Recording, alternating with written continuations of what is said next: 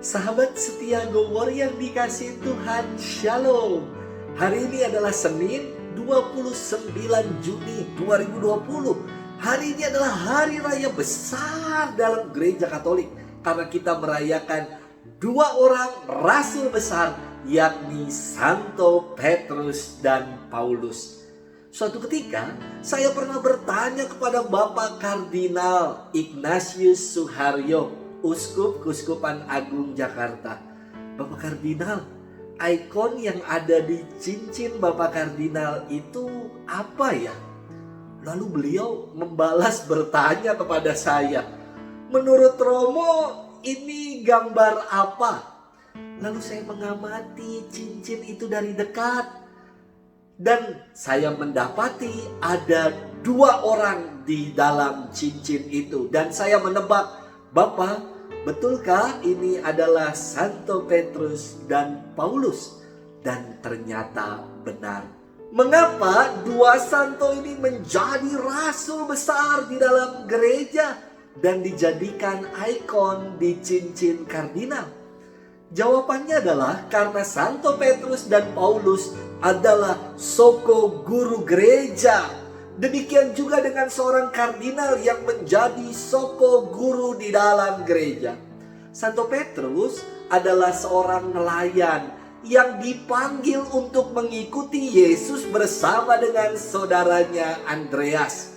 Petrus lahir di Betsaida dan ayahnya bernama Yunus, sebagaimana firman Tuhan yang kita dengar hari ini.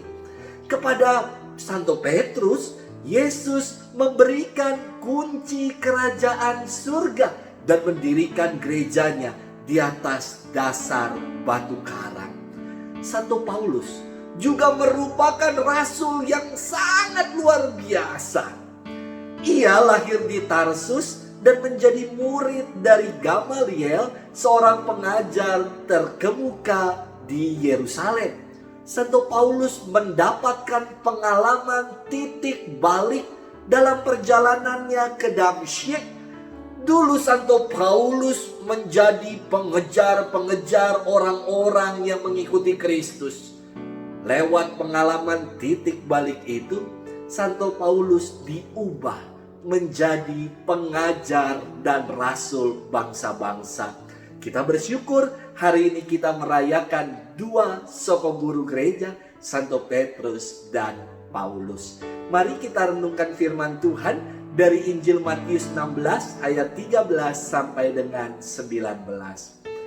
Haleluya, haleluya. Engkaulah Petrus, dan di atas wadas ini akan kudirikan jemaatku, dan kerajaan maut tidak akan mengalahkannya.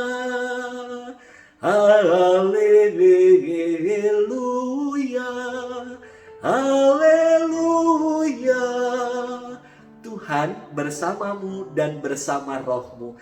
Inilah Injil Yesus Kristus menurut Santo Matius. Dimuliakanlah Tuhan.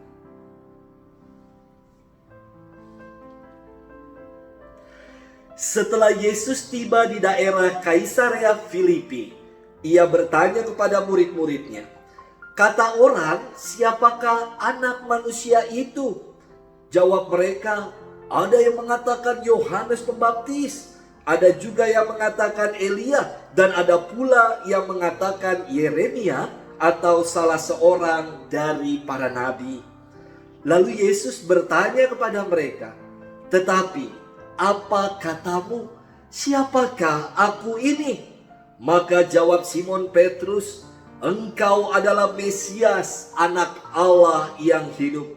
Kata Yesus kepadanya, "Berbahagialah engkau Simon bin Yunus, sebab bukan manusia yang menyatakan itu kepadamu, melainkan Bapa-Ku yang di surga.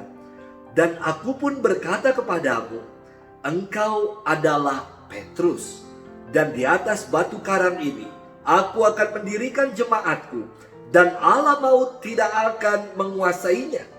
Kepadamu akan kuberikan kunci kerajaan surga. Apa yang kau ikat di dunia ini akan terikat di surga, dan apa yang kau lepaskan di dunia ini akan terlepas di surga. Demikianlah Injil Tuhan, terpujilah Kristus. Saudari-saudaraku, sahabat setia Go Word yang dikasihi Tuhan, seorang penyair terkemuka bernama William Shakespeare pernah mengucapkan hal ini.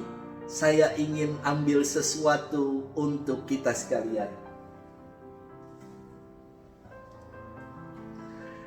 Dia mengatakan demikian. What's in a name? That which we call a rose by any other name would smell as sweet. Yang artinya adalah, apalah arti sebuah nama bunga mawar jika diberikan nama lain pun tetap akan harum wanginya. Saudari-saudaraku, sahabat setia Go Word sekalian yang dikasihi Tuhan, banyak pro dan kontra atas apa yang dikemukakan oleh William Shakespeare.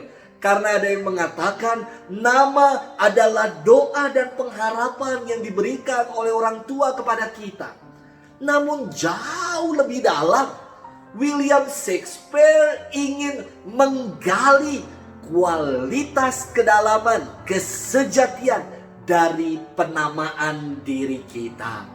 Saudari-saudaraku, sahabat setia Go Word yang dikasihi Tuhan, firman Tuhan hari ini sangat dalam maknanya. Yesus bertanya kepada murid-muridnya perihal kesejatian dirinya. Para murid menjawab, ada yang mengatakan engkau Yohanes Pembaptis, ada juga yang mengatakan Elia, ada pula yang mengatakan Yeremia atau salah seorang dari para nabi. Beriman kita bukanlah beriman kata orang. Beriman adalah pengalaman pribadiku dengan Tuhan sendiri. Maka Yesus kembali bertanya, tetapi apa katamu, siapakah aku ini? Dan jawaban Petrus mengungkapkan kedalaman relasinya dengan Yesus. Ia menjawab, engkau adalah Mesias, anak Allah yang hidup. Maka Yesus memuji Simon Petrus dengan mengatakan, berbahagialah engkau Simon bin Yunus. Dan kepada Petrus diberikan kunci kerajaan surga, dan Tuhan mendirikan gerejanya di atas dasar batu karang, yakni Petrus. Sahabat setia Go Word yang dikasihi Tuhan, pengakuan yang diungkapkan oleh Petrus bukan pengakuan yang sekedar omong doang, pengakuan untuk menyanjung-nyanjung dan memuji Tuhan. Tidaklah demikian. Pengakuan yang dibuat oleh Simon Petrus ini lahir dari kedalaman relasinya dengan Yesus sendiri. Maka kita tahu betapa Simon Petrus di akhir hidupnya ia menyatakan diri, aku tidak layak disalibkan seperti Tuhan. Biarlah aku disalibkan dengan terbalik. Saudari-saudaraku, sahabat setia Go Word yang dikasihi Tuhan, kedua rasul yang kita rayakan hari ini, Santo Petrus dan Santo Paulus, adalah soko guru gereja. Mereka sungguh-sungguh punya iman yang mendalam dan berhasil menjawab pertanyaan, siapakah Yesus baginya? Itulah yang dituangkan dalam setiap karya pelayanan Santo Petrus dan Santo Paulus.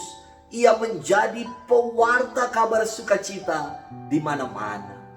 Hari ini, Yesus pun memberikan pertanyaan yang sama kepada kita sekalian. Siapakah Dia bagiku, bagi diri kita? Apa yang menjadi jawaban kita? Bukan Yesus apa kata orang, bukan Yesus apa kata pastor, bukan Yesus apa kata kitab suci, tetapi siapakah Yesus bagimu? Siapakah Yesus bagi kita sekalian.